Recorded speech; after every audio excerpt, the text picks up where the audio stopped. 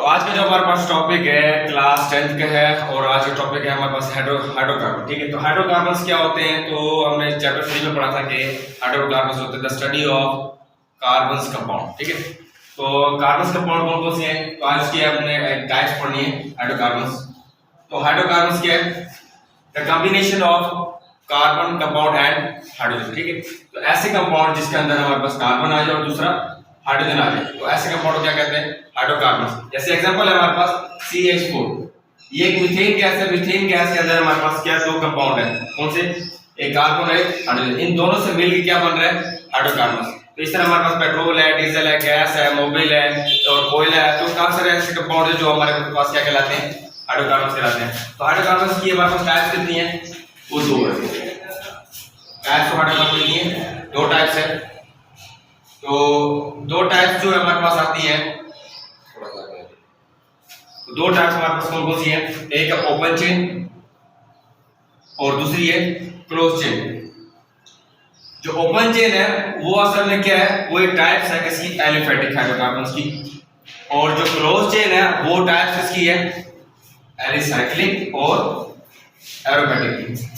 तो ये तीन टाइप्स हैं हाइड्रोकार्बन्स की जो हमें आज पढ़नी है। तो इनमें हमारे पास ये एलिफेटिक है, ये एक ओपन चेन है। ओपन चेन माना कि खुली, मतलब बंद ना हो। जैसे कि ये एक नजर आ रही होगी आपको, ये एक है स्ट्रेट चेन नजर आ रही है और ये एक ब्रांच चेन नजर आ रही है। तो मतलब कहने का ओपन चेन की दो टाइप्स होती है, एक होती है स्ट्रेट चेन और एक होती है ब्रांच चेन। स्ट्रेट चेन के कैसे हमें जाहिर होता है?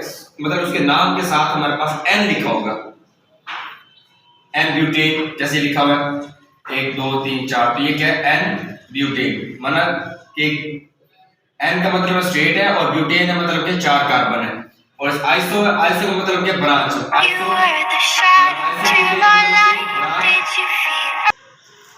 तो अब हमारे पास क्या है इसमें कि आइसो का मतलब क्या होता है? आइसो ब्यूटेन मतलब कि ब्रांच।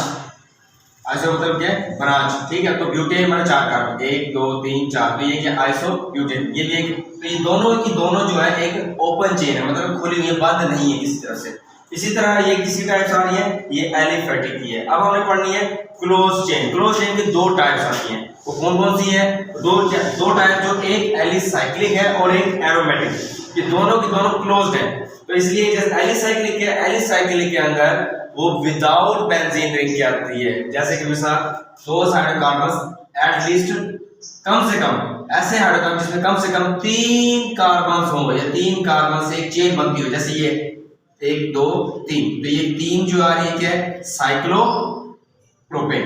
3 कार्बन मतलब प्रोपेन, साइक्लोप्रोपेन। 4 होंगे तो 1 2 3 4, ये 4 है तो साइक्लोब्यूटेन। 5 होगी साइक्लोपेंटेन, 6 होगी साइक्लोहेक्सेन।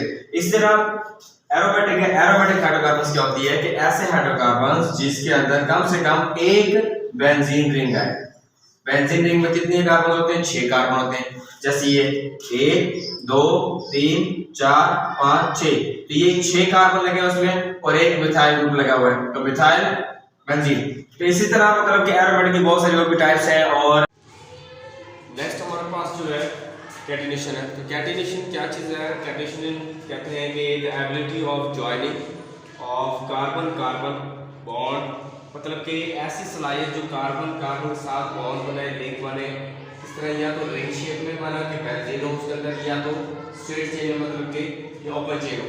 तो जैसे कि मिसाल ये हम ओपन चेन पिछले लेक्चर पढ़ चुके हैं कि ओपन चेन क्या होती है। ये भी एक ओपन चेन है और ये एक क्लोज चेन है। तो दोनों मतलब एक होमोजेनियस होमोजेनियस टाइप्स भी आती है। तो दोनों असल में कैटिनेशन होता है कि इनके दरमियान कार्बन कार्बन का बॉन्ड बना हुआ है। तो इन दोनों के दरमियान भी ये जितने भी साल के दरमियान में कार्बन है, इन तो ये जो ग्रीन शेप बनी हुई है ये भी एक कार्बन है। तो इसको हम शॉर्ट फॉर्म में ऐसे लिखते हैं बेंजीन को। तो बेंजीन और ये भी एक कार्बन एटम है, ये भी कार्बन, दोनों के दरमियान में ये कैटिनेशन का प्रोसेस क्या होता है कि ऐसी चेन जिसके अंदर कार्बन कार्बन के एटम के दरमियान बॉन्ड बने, या रिंग शेप में बने या स्ट्रेट चेन बने, वो कैटिनेशन कहलाती है।